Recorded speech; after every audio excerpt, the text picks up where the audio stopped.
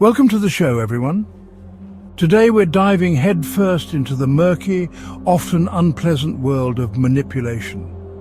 Now, before you start picturing some Bond villain stroking a hairless cat, let me stop you right there.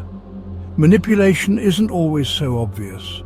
It's often insidious, creeping into our everyday lives in ways we barely even register.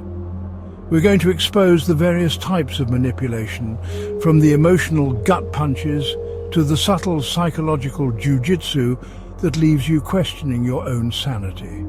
We'll break down the tactics manipulators use because knowledge is power, people. And trust me, you're going to want all the power you can get when dealing with these Machiavellian masterminds. Because here's the thing, manipulation doesn't just happen in smoky backrooms during shady business deals. Oh no, it's everywhere. Lurking in your relationships, your workplace, even in the endless scroll of your social media feed. But don't worry, we're not just going to leave you hanging. By the end of this video, you'll have the tools to spot manipulation a mile away, and more importantly, how to defend yourself against it. Welcome to our deep dive into the art of manipulation. Today we'll uncover the various types, common tactics, situations where it occurs, and how you can recognize and defend against it that confirm our existing biases.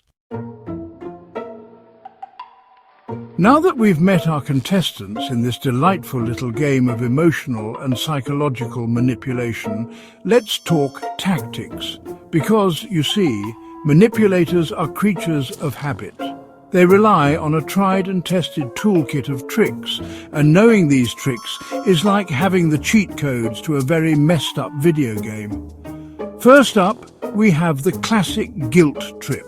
This is a tactic as old as time itself, employed by parents, partners, and that one friend who always seems to remember that time you accidentally stole their lime green sweater in the 5th grade. It's all about making you feel responsible for their emotions, even if those emotions are as manufactured as a reality TV star's tan. Then there's fear, which is a manipulator's best friend. They'll paint worst-case scenarios, exaggerate risks, and generally make the world seem like a terrifying place where only they can keep you safe. This tactic is particularly effective in situations where there's a power imbalance, like a boss who threatens to fire you, or a partner who uses ultimatums to get their way. And speaking of power imbalances, let's not forget about good old-fashioned coercion. This is manipulation at its most blatant, using threats, intimidation, and even violence to get what they want. It's the bully on the playground, the abusive partner, the dictator who silences dissent with an iron fist. But not all manipulation is so overt. Some manipulators prefer a more subtle approach, like playing the victim. They'll constantly remind you of their struggles, their misfortunes, their general state of being hard done by, all in an attempt to elicit your sympathy and ultimately your compliance. And then there's the master manipulator, the one who can twist your words and actions to fit their own narrative. They'll gaslight you into questioning your own memory, project their own insecurities onto you, and generally make you feel like you're taking crazy pills.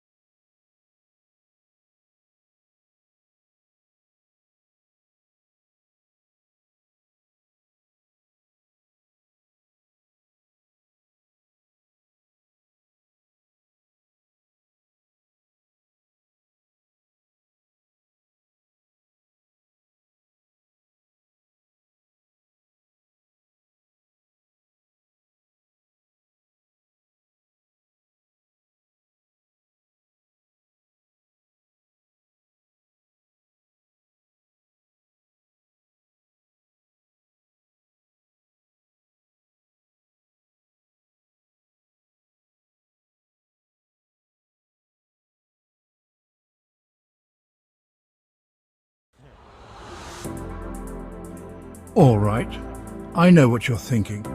This all sounds incredibly depressing. But don't despair. Just because manipulation is everywhere doesn't mean you have to be a pawn in someone else's game. The first step to fighting back is awareness. Once you know what to look for, you'll start to see the patterns, the tactics, the subtle red flags that scream, "Manipulator alert." Pay attention to how people make you feel. Do you feel drained after spending time with them? Do you constantly second-guess yourself? Do you feel like you're always walking on eggshells? These are all signs that you might be dealing with a master manipulator. Next, trust your gut. We humans have a remarkable ability to sense when something's not quite right.